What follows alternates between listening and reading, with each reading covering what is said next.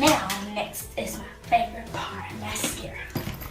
A precious 11-year-old girl, full of personality, full of life. Comment if you like the makeup that I chose. But tragically, her life would soon be cut short. She got off the bus, came into the house, and her father shot her right in the chest. Sixth grader Tamia Batts was like most girls her age. Hey YouTube. She loved playing with makeup. Today I'm going to be doing a makeup tutorial, what I have always wanted to do. Her favorite color was pink. And the color I'm going to use today kind of matched my outfit. And she loved to show off for the camera.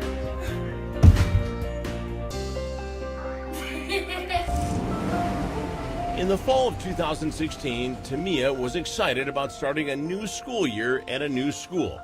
They'd spend all day out shopping for school supplies. The sixth grader was dressed to impress for her first day at Knox Doss Middle School, just outside of Nashville. She had all new clothes, it appeared to me. She was very neat. She had her backpack on, looked like an angel. At the end of her first day, Tamia boarded the bus and headed home, where she knew her dad would be waiting for her. He wasn't sure what time she would be home, so he was home and thought he'd take a little nap. District Attorney Ray Whitley says surveillance cameras captured Timothy Batts doing something else. He was walking around in the house with a cell phone up to his left ear and a loaded handgun. Just walking around with a cell phone and a gun? Yes. In his hand? In his hand. And the gun was loaded with 22 rounds of ammunition. Minutes later, surveillance video shows his daughter Tamia coming in from school. She took her backpack off, she set her backpack down, she took her shoes off, set her shoes very neatly by the backpack.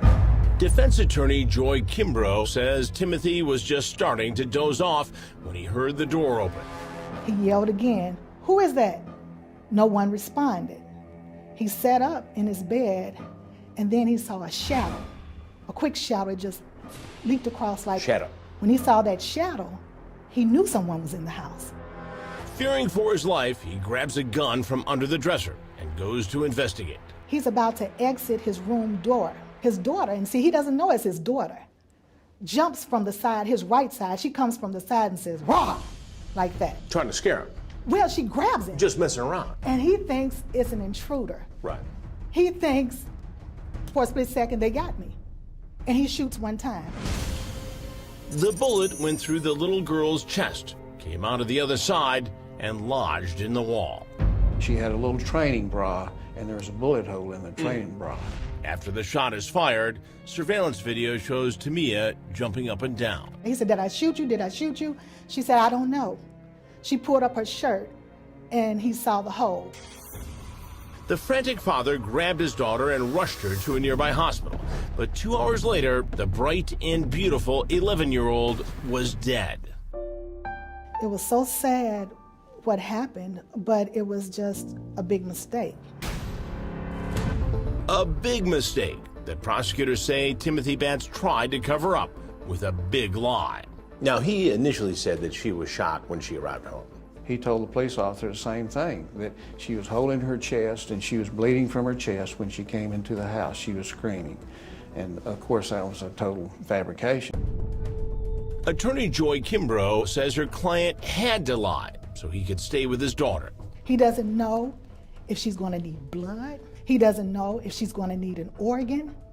But he knows whatever she needs, he's going to be there for her. But he lied to police. Well, that's the only way he could stay. Given his criminal record, she says Timothy believed if he told the truth, he would have been arrested immediately. And this last father-daughter conversation would have never happened. On the ride to the hospital, he's apologizing. "I'm so sorry, Tamia. I'm sorry." She said, "Daddy, I know it was an accident. Daddy, I'm not mad at you." That's haunting, that she was alive all that time only to die at the hospital. Timothy didn't keep up the lie for long. I wasn't expecting you to show up here. This is a surprise for me. I appreciate you coming in. Hours after his daughter's death, That's my daughter. That's my baby. That's my world. I love her to death. he walked into the police station voluntarily without an attorney And then I seen a shadow. So I'm like, who is that? and explained how he had mistakenly killed his firstborn child. And then as I'm creeping, Somebody's jumped out. He promised to fully cooperate with investigators, and he had one request. Would you please let me stay out long enough to bury my little girl? And what did they do? They arrest him, and he's given a $1 million bond. An amount he couldn't afford. Why do you think that was? I don't know why he was treated differently. Do you think it was because he was an ex-con? Ex-cons get bonds all the time. Timothy Batts was charged with reckless homicide, possessing a firearm as a felon, and tampering with evidence. What happened next stunned prosecutors. That courtroom was packed with Timothy Batts supporters, and we had a dead 11-year-old girl that hadn't even been buried yet. There was suddenly a groundswell of support for the embattled father. Thousands signed a petition asking for his release.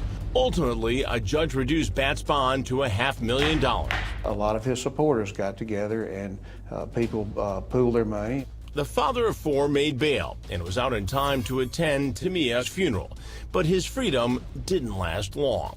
He apparently had an affinity for cocaine, for drugs, and that came back to haunt him. A month after his release, Timothy's bond was revoked, and he was back behind bars. The judge specifically stated as a condition of his bond that he was not to use any drugs whatsoever, but he tested positive for cocaine within 5 days. Despite passing subsequent drug tests, Batts would remain behind bars.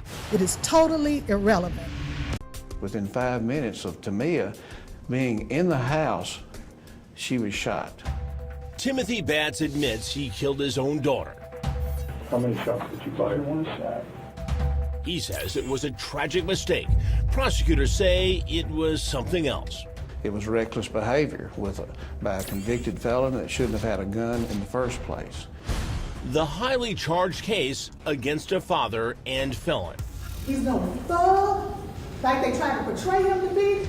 goes before a judge and jury. His trial got underway in a Hendersonville court. This is Tamia coming in. She's wearing the book bag.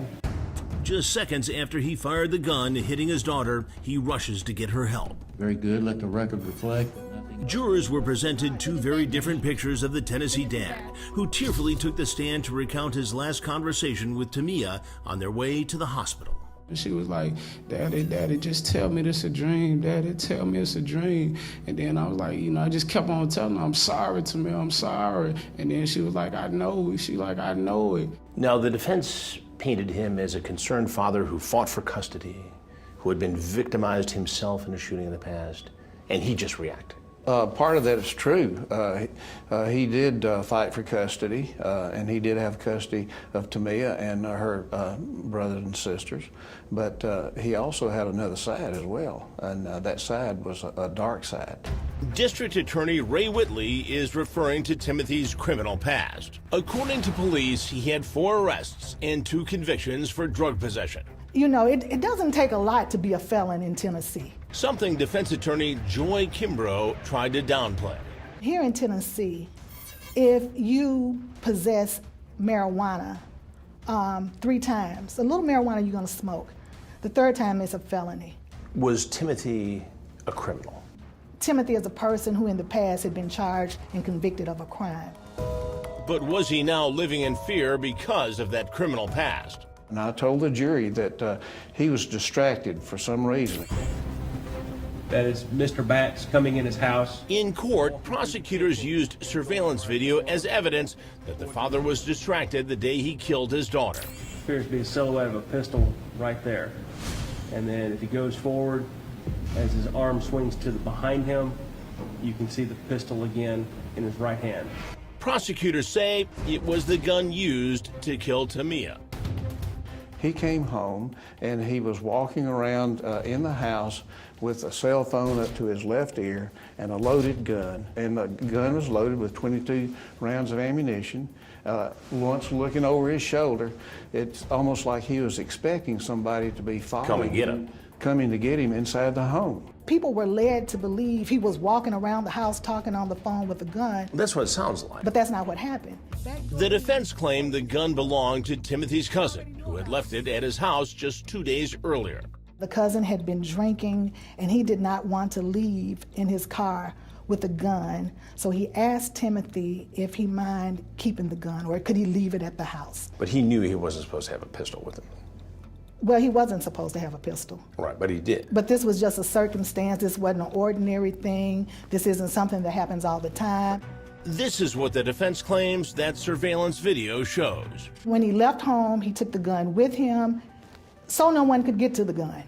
He actually thought that would be a safe thing to do. Safer thing to do than Right. keep the gun in the house. Exactly. And when he comes back in, he's just going straight to his room. He's not walking around with the gun. He's not talking and swinging the gun. Other evidence presented by the prosecution included large amounts of cash found in Batts' home. It is totally irrelevant. Efforts by the defense to suppress the evidence were unsuccessful. It is to inflame the jury. It is to make the jury think. They're trying to backdoor in, oh, he's a drug dealer.